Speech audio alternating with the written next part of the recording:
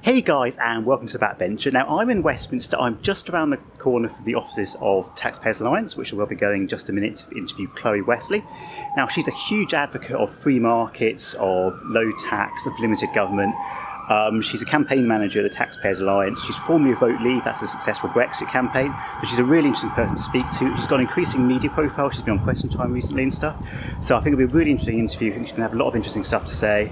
So I hope you enjoy, and if so, please do give it a like. Leave a comment to say what you think about the interview, and please think about subscribing. Thanks. Yeah, so Chloe, thanks a lot for joining us. That's Chloe from the Taxpayers Alliance. So we're going to split into two sections. First of all, some questions about Corbyn and how terrible he is, and the Conservative Party and small government, and then we're going to move on to Brexit. So let's start with Corbyn. I mean, how bad do you think the Corbyn government would be? I mean, we both agree it'd be bad. Well, it'd be very bad. And there are also, interestingly, people in the Labour Party that also fear a Corbyn Prime Ministership. He has a very extreme political philosophy. He and John McDonnell have a very extreme political philosophy, which was tamed a little bit by him becoming leader. Yeah. So the manifesto wasn't really as extreme, I think, as Corbyn and McDonnell would have liked in the election. I think they very much see people as essentially, I don't want to use this term, but I think it's the best term, animals that need to be herded in certain directions, taken care of, patted on the head, and told, here's how you live, here are your instructions, and don't worry, the state will give you everything, and you just need to sit there and be quiet. And it's a very, very negative worldview to have. So they don't believe in people having freedom and choices, starting businesses, and that kind of thing. They'd rather everyone was the same. And that's, socialism is just about the rights of the individual being taken away, and people being told that they can't make decisions, that the state knows best, and that everyone's got to stand in line and live in a certain way. And so I think, yes, we can talk about the economics of Corbynism and socialism, but what isn't really spoken enough about is the philosophy behind it, the opinion of humanity, the worldview that you have of people.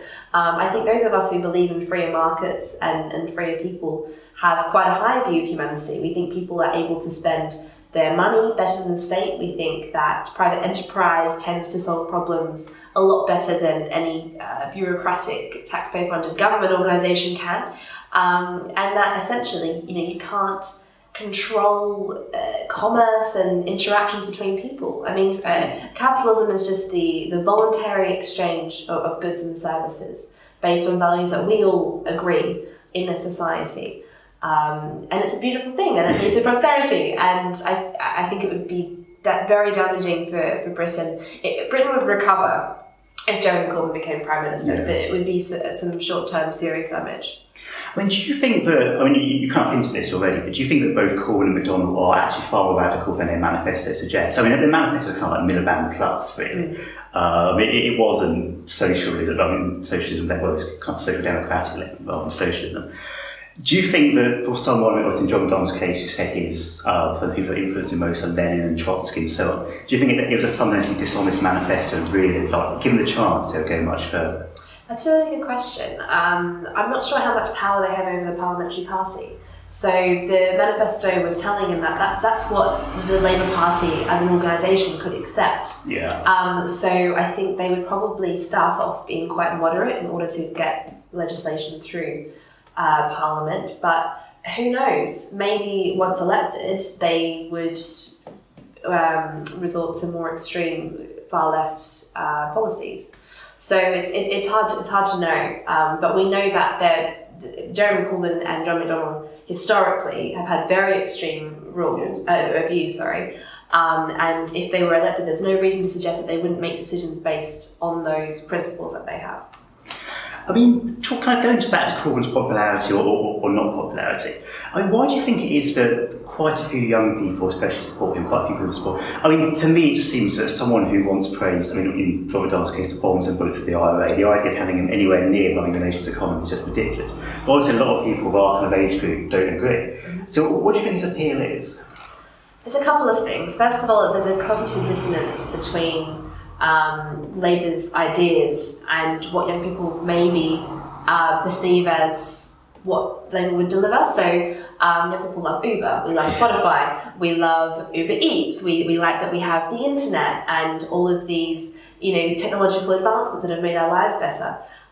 That's not really Labour's kind of thing. Yeah. You wouldn't get apps like Uber in a socialist economy. So there's a bit of a gap, I think, between what young people enjoy and love about life in Britain and what actually Jeremy Corbyn and John McDonnell would like to change this country into. But the other thing is he's got a positive vision. And that's one thing that I think the Conservative Party are lacking at the moment.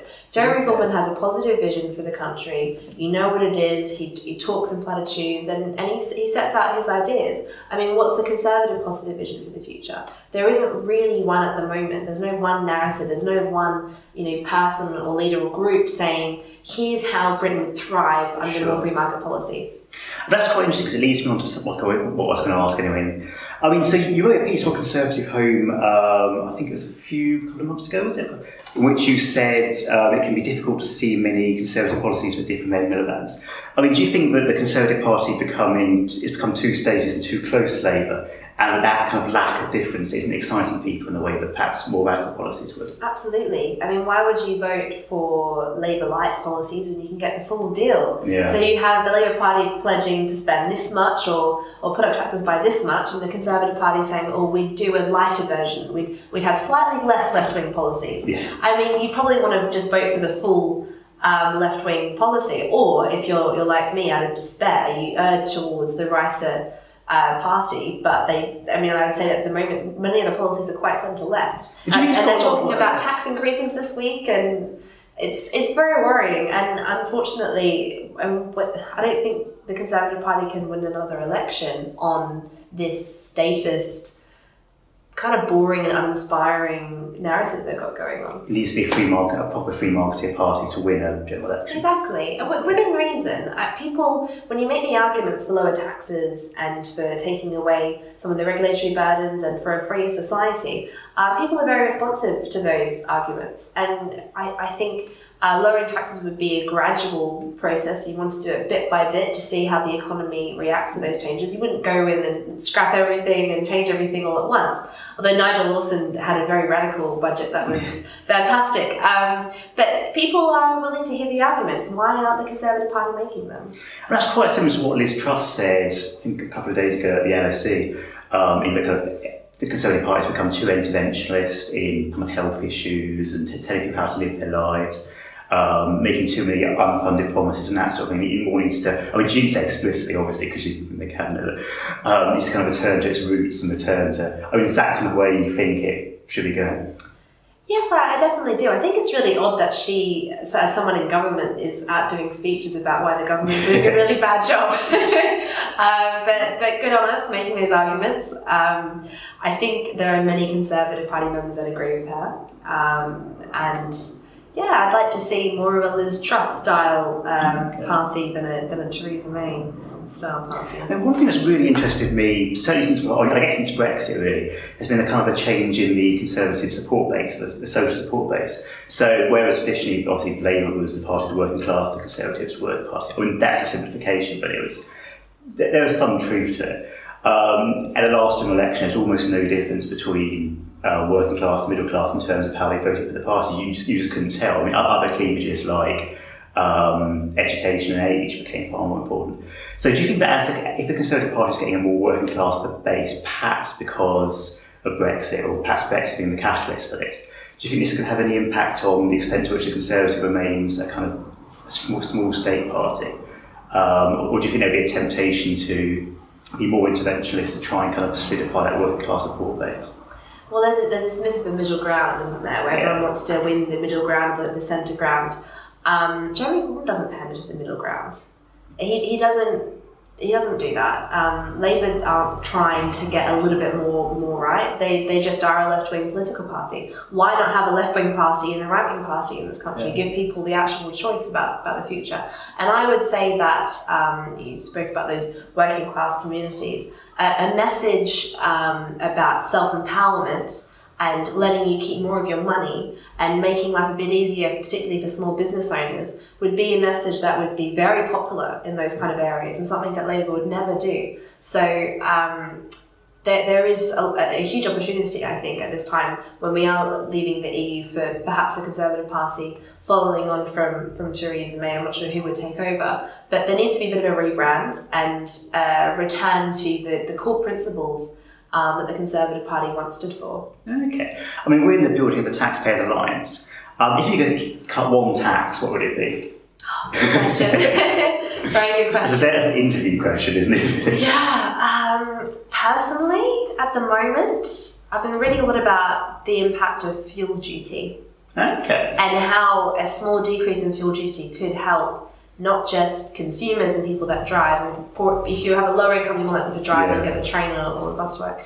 But it would also have an impact on how much it costs to get the bus and on how much it costs to travel for items to travel across the country. So it'd be good for the economy and good for consumers. But it's difficult to put one of them down. But at the moment, my pet peeve is fuel duty because it's not spoken about enough. And there's a lot in the press about train journeys and the trains are terrible. And that's because a lot of the journalists and MPs, they live in the home counties and they get the train in and it affects them. But most people in this country actually drive to work, and I think a cut of fuel duty would really help them out. Okay, it would be interesting to see what you make of this, because you used to work for Vote Leave, so I mean that's a successful Brexit campaign during the 2016 referendum.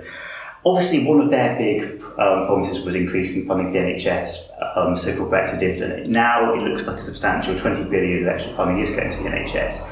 Now, obviously, on the one hand, I imagine you're pleased because that's fulfilling the Vote Leave kind of unofficial manifesto. On the other hand, it's quite a statist measure. I mean, obviously, there are quite a lot of conservative free marketeers who think that just pumping more money into the NHS is the answer and that you need some kind of more structural reform. What's your take on it? Are you pleased about this, or are you kind of in two minds? Yeah, well, I believe very strongly that one of the biggest benefits of leaving the EU is taking back taxpayers' money that was being sent, £10 billion net just sent to the EU, and we might as well have been just throwing it away because we didn't see a penny of that back. And there was another proportion of money that, yes, the EU gave back to the UK, but we had no control over how that was spent. It was all determined by bureaucrats in Brussels. So taking back control of that money is going to be a huge benefit to the UK. That's years in the future. Yeah. And so this pledge, as Theresa May acknowledged, in the meantime would have to be paid for by perhaps raising taxes or other measures. I think it would be very popular if the Conservative government actually cut spending on overseas aid and maybe cancelled HS2 or other infrastructure projects that are deemed to be wasteful and put that into the NHS instead. You don't need to raise taxes in order to put more money into the NHS. That's a bit of everyone assumes that's the only way, but of course you can cut spending. I think there's a Daily Mail poll in 2017 that showed that 78% of people were in favour of reducing our foreign aid budget to pay for public services, because it just doesn't make sense that when the government's cutting other areas as it should to be more frugal with taxpayers' money. Then it's not cutting down on the money that we give away essentially as charity, but is not the best thing for a lot of the countries we're sending aid to. I'm a big believer in free trade, and the only way that these economies in these countries where poverty is rife, the only way they're going to grow is if Britain actually, post leaving the EU and the customs union, starts trading more with these countries. Their economies can grow and they're not relying on handouts from governments like the UK. One thing I found very interesting about the Vote Leave campaign in particular is it was run by free marketeers such as yourself, so kind of small government people. Our chair was Gisela Stewart, though. That's true. That's a good point. But I was kind of thinking Matthew Elliott, that kind of section of it. But the two kind of core arguments made by Vote Leave, or the two most clear, not so much arguments in a philosophical sense, but direct policies, were the 350 million for NHS and tied to immigration. I think the language was controlled immigration. Or the Australian-style skills-based immigration system. Exactly. I mean, do you think there's any irony at all in a campaign which was led by kind of small states, well, not led by, but contained a lot of kind of small states, free marketeers adopting quite a statist approach? Well, I don't know how many people you've spoken to from Vote Leave, but there weren't a lot. Not very. Yeah, exactly. Like, we were a very broad church. I worked with left-wing people, right-wing libertarians, and also people that are very, very far left and thought, the EU stood in the way of us nationalising industry. The one thing we all had in common was that we thought that the people that write the rules in this country should be directly elected by the people of this country. And that was the one thing we all agreed on. That's the principle of Brexit, is people understood. They might not have understood all of the ins and outs of all these institutions, but the idea of laws being written here and policy being decided here on immigration, on trade, on how the money is spent, those decisions should be made in the UK and not by a multinational organisation. That actually is not very democratic. Okay. I mean, there's been a lot of talk about what kind of deal we should have, what kind of legislation we should have. Obviously, there's a lot of talk of not necessarily the customs union, but a customs union, which seems to me to be very similar. Do you think that would be on in the referendum result, or do you think that would just be... Absolutely not. I don't think it's going to happen, because staying in the customs union is it's not a very smart move. It's if you look at the opportunities outside of the EU for trade, I mean, they're immense. The important thing is maintaining those third country agreements. So as members of the EU, the UK has about 40 trade agreements, and the Department of International Trade are currently in discussions about the continuation of those agreements when we leave. So we're not going to be starting from scratch if we leave the customs union. And of course, a free trade agreement with the EU should be prioritised. Yeah. But there are countries around the world, including Australia, New Zealand, Canada, and the United States, that do want to do a trade deal with the UK and would find it easier to negotiate with the UK than the EU, because you've got one country to negotiate with as opposed to 27. And in terms of a customs union, I just think that's the worst of both worlds. If it's a customs union where we're not really at the table negotiating trade deals, then the EU is going to be negotiating trade deals that Britain just has to accept. Yeah. That could be actually very harmful for Britain's economy. Would that almost be a kind of semi-colonial status we could end up with? Exactly. It'd be utter madness, in my opinion. Yeah. And staying in the customs union as well would be utter madness, because we have the Department of International Trade out there already, prepared to negotiate new free trade agreements with other countries. I mean, do you see Canada as a model at all? Or kind of like Canada Plus, a Canada of extra service on top? And do you think the EU would realistically offer that?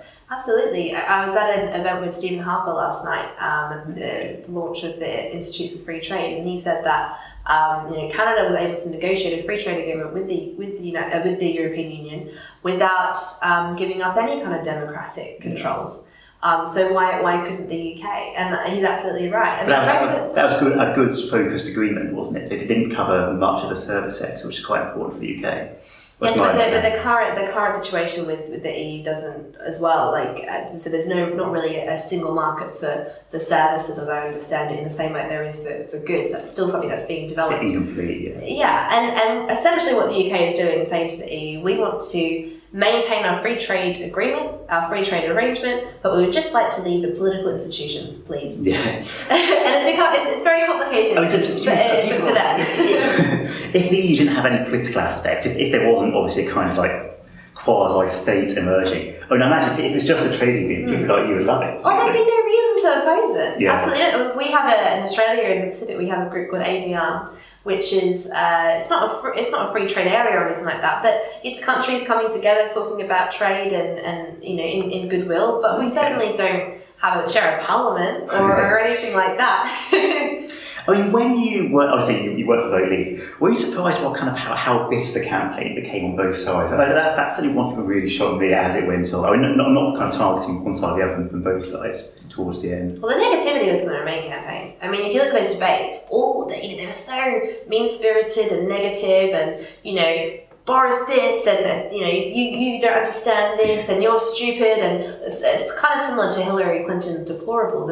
It was really quite negative, and then you had the pro-Brexit, positive people on the other side. We have a positive vision for the country, as like what I was saying about Jeremy Corbyn. We set out a positive vision for the future of the country. The Remain campaign just went on and on about how Britain was too small and couldn't succeed outside of the EU. And by the way, all these experts tell you that we should stay in, so don't be stupid. Yeah. They were very, very negative. We try to focus on the positives of leaving. I mean, the extreme case, obviously over the weekend about 100,000 people marched through London demanding that Brexit be stopped. I mean, there was also, I know, a pro-Brexit march as well.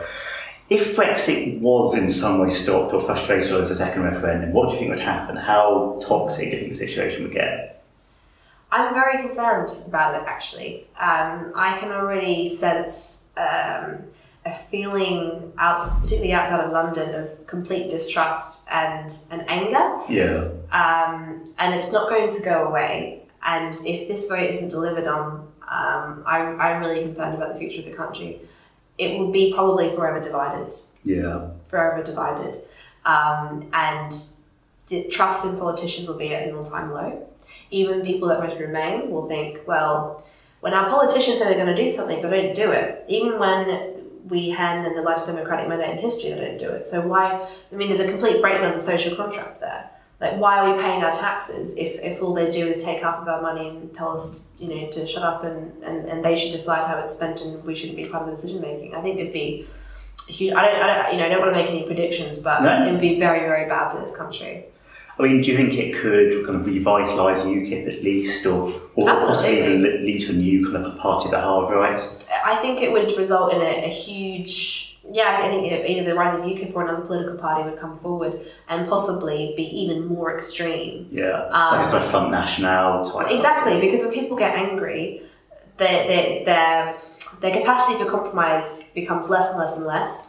And people are attracted, and we're seeing this in Europe, to political parties that people have strong opinions and they're really quite aggressive. So these moderate parties would lose a lot of support because obviously if you're appealing to the whole country or half the country, you've got to use moderate language, but more would be geared towards some quite extreme political parties, I think. This country has such a proud history of democracy and representing people and being, establishing a model for parliaments across the world. And the constitutional monarchy system is it's formed accidentally, but I think it is the best system of government in the world, and it's mirrored in various other countries. And so to see that kind of anti-democratic discourse taking place in Britain in the 21st century is very concerning, especially the language used to describe those that voted to leave. I think it's offensive, it's derogatory. I don't think people are stupid. I think they knew what they were voting for, at least on principle. Even if they couldn't give you a text definition of the EU institutions, they understood the principle of laws being written here and not somewhere else by unelected bureaucrats. I mean, if Brexit goes well to plan, where do you kind of see Britain being in, say, 5 or 10 years' time? That's a really good question. It depends on how... interview questions I keep throwing. No, it's a good challenge. I can say where I'd like it to go. Yeah. So I think we'll sign a deal in March next year, Sure. Which will, at the very least, write Britain's name out of the EU institutions. Yeah. And there will be a transition agreement for a few years, and then those few years will probably get a bit more detail on what the final free trade agreement will be. There will be a free trade agreement. It'll be signed at the last minute, and there'll be lots of stress about it. But it will happen. And I can really see, or I'd like to see, after these negotiations, which are quite negative and difficult, and they're always going to be a difficult thing to get through. We can get to the exciting stuff about Brexit. A skills-based immigration system. It's taking back all the money that we previously sent to the EU and spending it on things here at home, and hopefully trade deals. Yeah, trade deals, and also getting rid of a lot of the EU regulations that just don't work for British businesses. If you export to the EU and you do business with the EU, you'll still have to follow those regulations. In the same way that if you do business with China, you have to follow their regulations. That's fair enough, but I think it's something like 90% of businesses in this country do not actually have customers or export to the EU. So those businesses, would be a huge benefit to them if the UK could change its regulatory framework and make it a lot easier, particularly for smaller businesses. A lot of the regulations are a barrier to entry for smaller organisations, which is why big businesses love the EU, in my opinion. Because it favours big business. Exactly, because they can afford the lawyers and the regulators, and it's great if you're a large organisation. If you're a small business and you want to maybe try a new product or experiment with this, and there are all these directors who don't know how to fill. It's a barrier to entry. It's a barrier to competition. So I think Britain could really thrive if it lowered the regulatory burden and taxes. Let's hope so.